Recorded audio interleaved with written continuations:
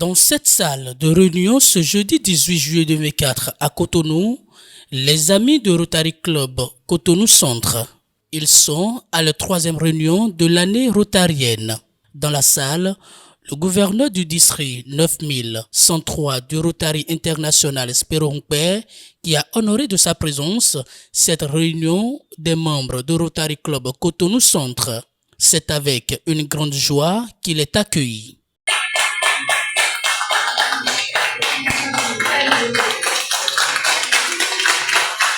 Dans son message, le gouverneur Spéro Nkpé affirme que la magie du Rotary réside dans la capacité de transformer des vies, à apporter de l'espoir où il n'y en avait plus, à créer des opportunités là où il n'y en avait pas. S'appuyant sur les priorités de la présidente de Rotary International, il a évoqué l'urgence de faire progresser le plan d'action de Rotary International pour augmenter l'effectif, soulager un monde divisé grâce à la paix positive et innover dans la continuité. Vous le savez, cette année rotarienne est placée sous le thème de la magie du Rotary. Ce thème nous invite à redécouvrir la puissance de notre engagement, la beauté de notre solidarité, la magie de notre impact.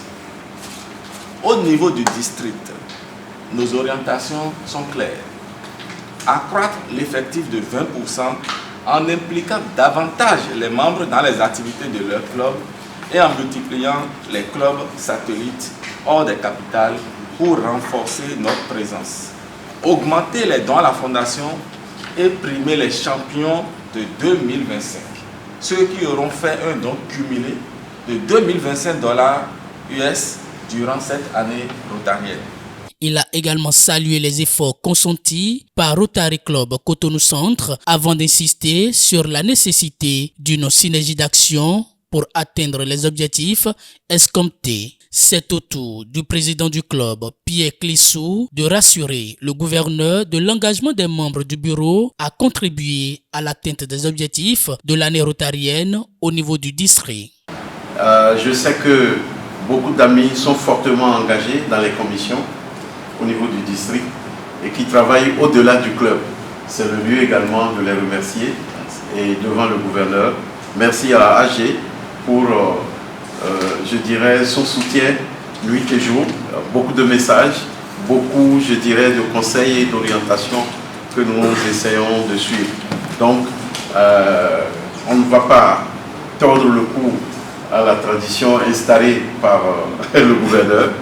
Il n'y a pas de cadeau, mais notre cadeau, c'est cet engagement à contribuer fortement au fonds annuel et au fonds polio. Et compter sur le peuple. Oui, merci, Président.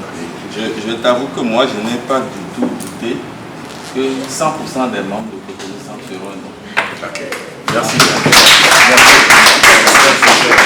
Séance de questions-réponses, remise de fanion du club au gouverneur et la photo de famille sont entre autres faits qui ont marqué cette 3e réunion de l'année rotarienne de Rotary Club Cotonou Centre.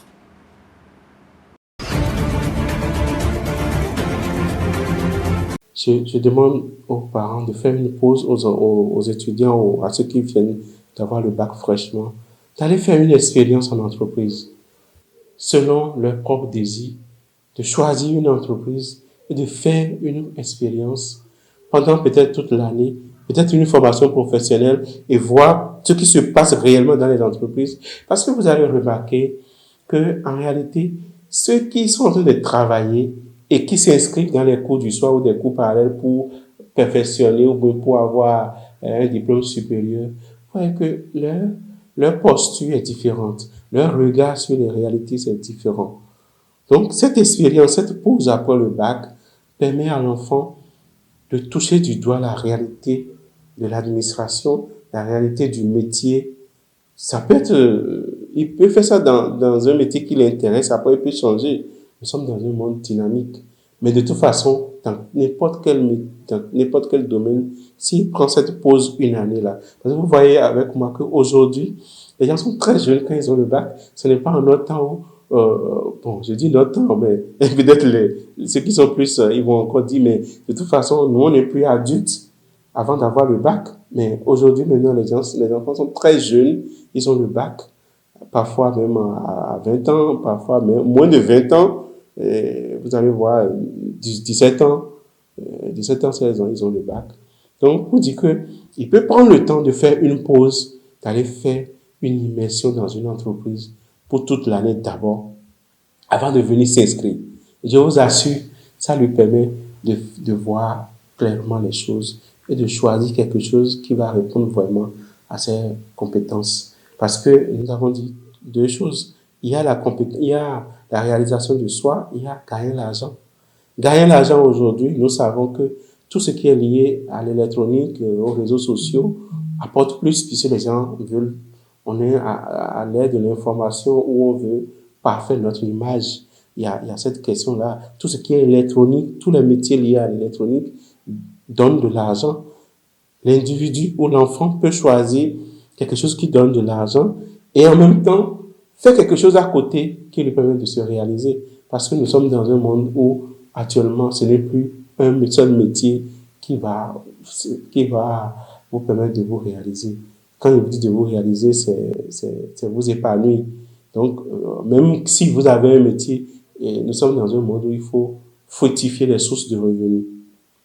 Donc, ce que je conseille en résumé à nos chers téléspectateurs, c'est que il faut que, après le bac, qu'on ait une pause.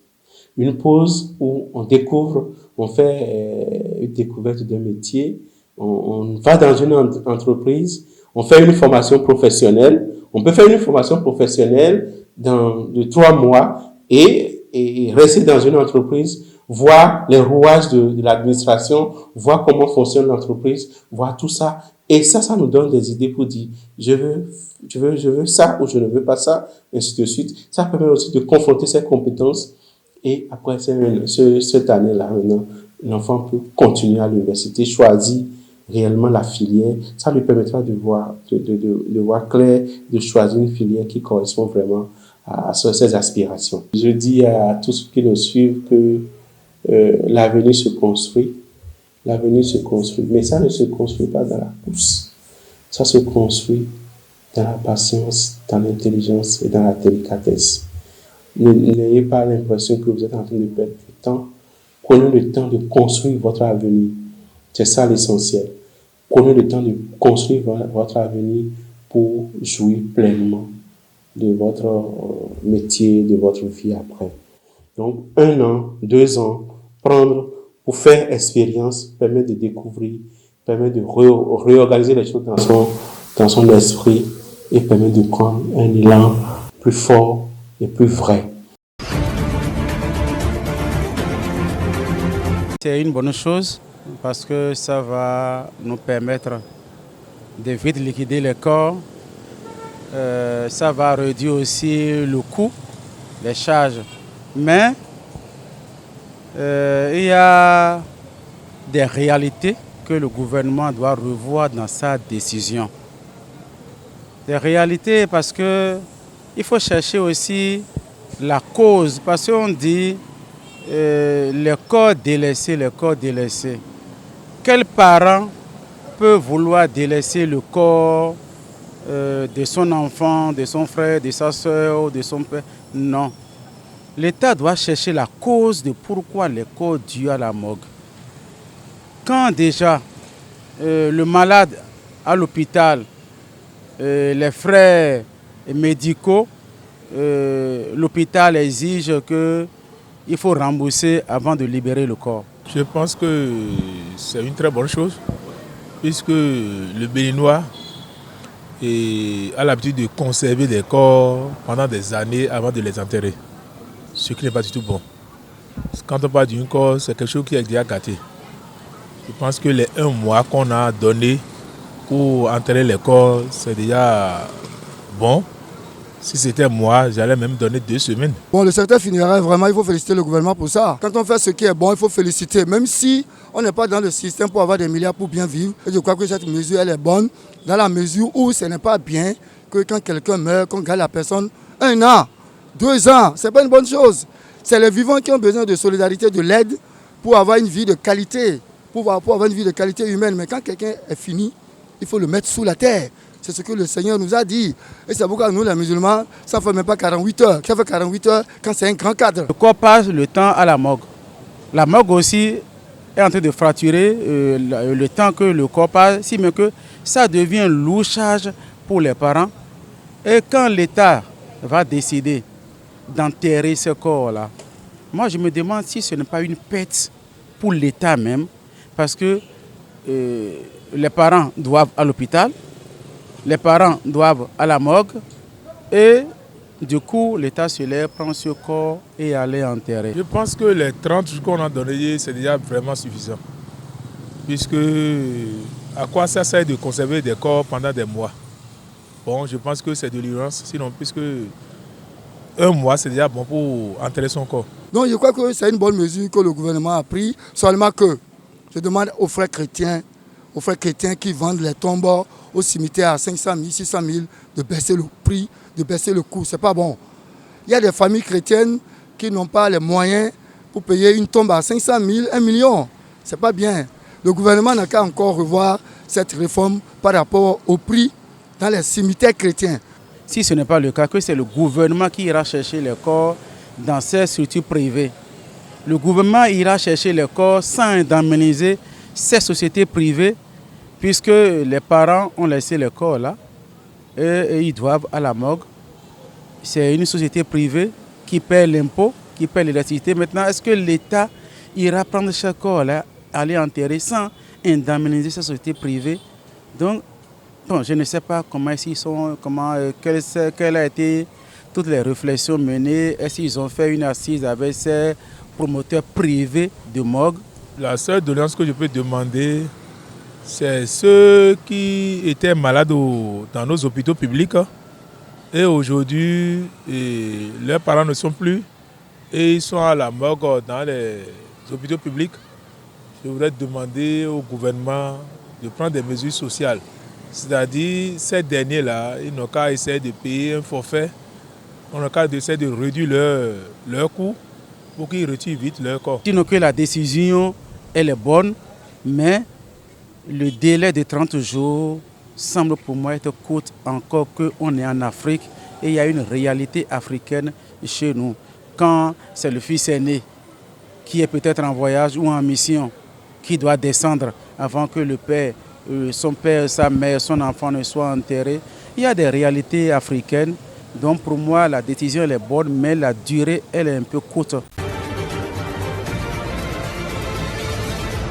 Le Fonds monétaire international a décaissé environ 71 millions de dollars au profit du Niger. Ce prêt intervient dans le cadre du titre de la facilité élargie de crédit approuvé le 8 décembre 2021 et complété par l'accord au titre de la facilité pour la résilience et la durabilité en juillet 2023. Ces deux accords ont été prolongés de 6 mois jusqu'en décembre 2025 pour un total de 210 millions de dollars. L'exécution du programme était en bonne voie en fin juin 2023, mais elle a été perturbée par la crise politique. La prise de pouvoir par l'armée il y a un an a également gravement affecté la situation économique et sociale. L'année dernière, la croissance nigérienne a atteint les 2%. Selon le FMI, elle devrait rebondir à 10,6% en 2024 grâce au démarrage des exportations pétrolières et aux retombées que celles-ci auront dans toute l'économie, notamment dans le secteur des transports.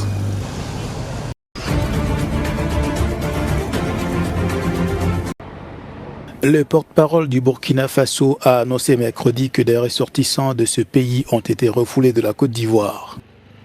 En majorité des femmes et des enfants, puis une cinquantaine d'hommes. Ces personnes étaient arrivées au nombre de 173 dans la ville de Ouangolodougou, au nord de la Côte d'Ivoire, mais 164 ont été reconduites au Burkina Faso à bord d'un bus. Selon Radio France Internationale, 7 des 173 personnes s'étaient signalées auprès des autorités ivoiriennes afin de faire enregistrer leur bétail. Pour l'instant, aucune réaction officielle de la partie ivoirienne, mais une source a indiqué aux médias français une crainte du flux migratoire et des infiltrations, mentionnant que les personnes refoulées n'étaient pas enregistrées à la frontière. Ce refoulement intervient alors que les autorités burkinabées accusent la Côte d'Ivoire d'entreprendre des actions avec des terroristes pour déstabiliser le Burkina Faso. La Côte d'Ivoire accueille au moins 60 000 réfugiés burkinabés sur plusieurs sites aménagés à cet effet.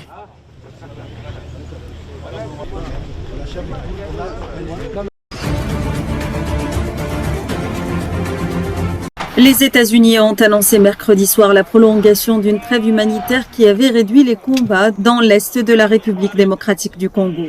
Cette dernière trêve d'un conflit qui dure depuis plusieurs décennies et qui devait prendre fin vendredi a été prolongée de 15 jours jusqu'au 3 août. Le département d'État américain a exhorté dans un communiqué tous les acteurs à respecter la trêve qui a été violée depuis qu'elle a pris effet le 5 juillet.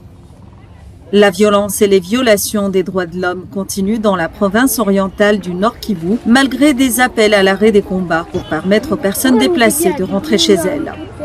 Le conflit dans l'est du Congo a produit l'une des pires crises humanitaires au monde, avec plus de 100 groupes armés se battant pour le contrôle de la zone riche en minerais, située près de la frontière avec le Rwanda.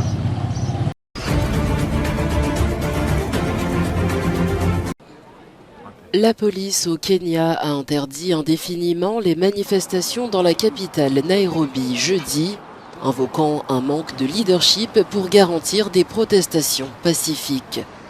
Cette interdiction a été annoncée quelques heures avant un rassemblement où les manifestants prévoyaient de marcher jusqu'au bureau du président pour demander sa démission. Au nom du gouvernement, je lance un appel à tous pour que nous fassions preuve de patriotisme, pour que nous restions engagés les uns envers les autres sans violence ni manifestation. Je lance un appel pour que nous nous engagions à construire un progrès pacifique au Kenya.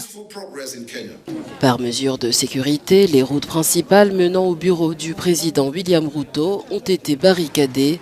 Cependant, les manifestants persistent dans leurs revendications.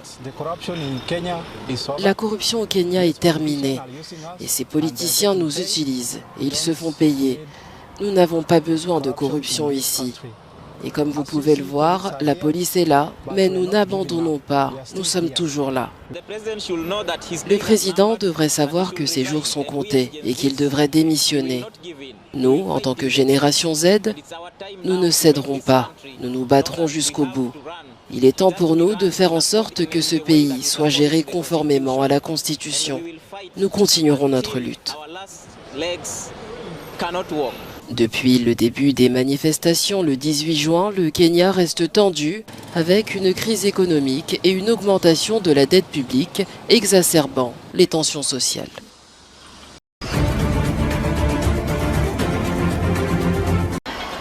Les États-Unis s'engagent à verser 203 millions de dollars d'aide au Soudan dans l'objectif d'éviter un enlisement régional de la crise que connaît ce pays. L'annonce est faite par l'ambassadrice des Nations Unies, Linda Thomas-Greenfield.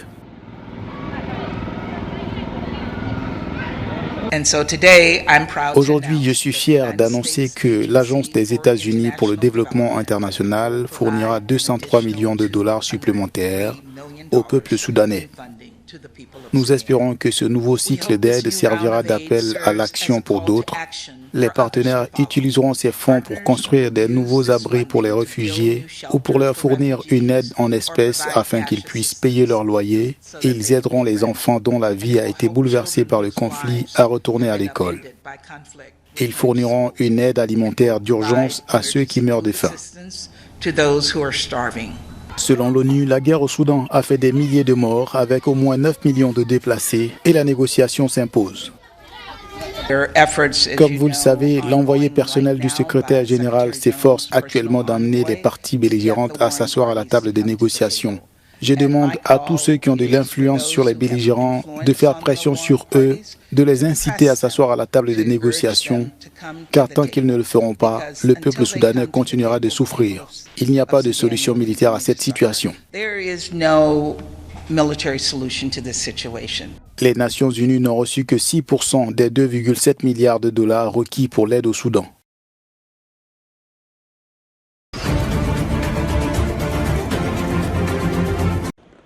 Face aux gangs qui écument des pans entiers de son pays, le Premier ministre haïtien hausse le ton.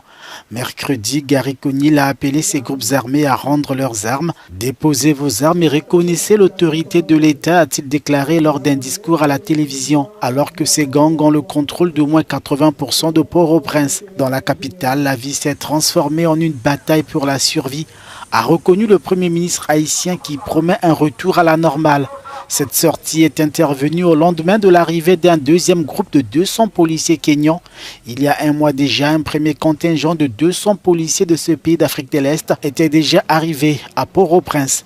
Ces hommes sont déployés dans le cadre d'une mission de l'ONU visant la restauration de la sécurité en Haïti. La mission doit être renforcée par des policiers et des soldats des Bahamas, du Bénin et du Tchad, entre autres.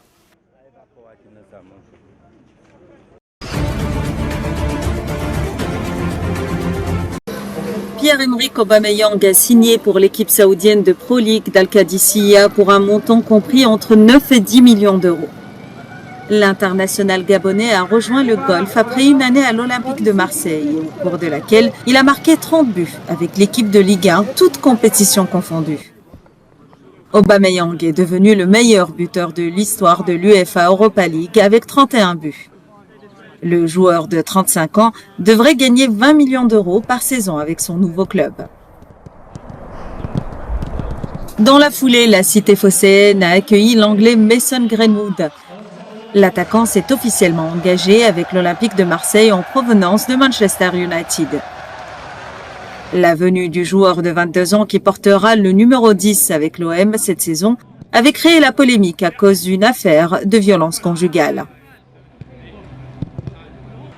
Maximilien Ibrahimovic, le fils aîné de Zlatan, a signé son premier contrat professionnel avec l'AC Milan. Ibrahimovic Junior jouera avec Milan Futuro, la nouvelle équipe milanaise de moins de 23 ans, qui évoluera en Série C, la 3e division italienne. Zlatan Ibrahimovic a marqué 93 buts en 163 apparitions avec l'AC Milan. Il a pris sa retraite l'année dernière et il est actuellement conseiller du club.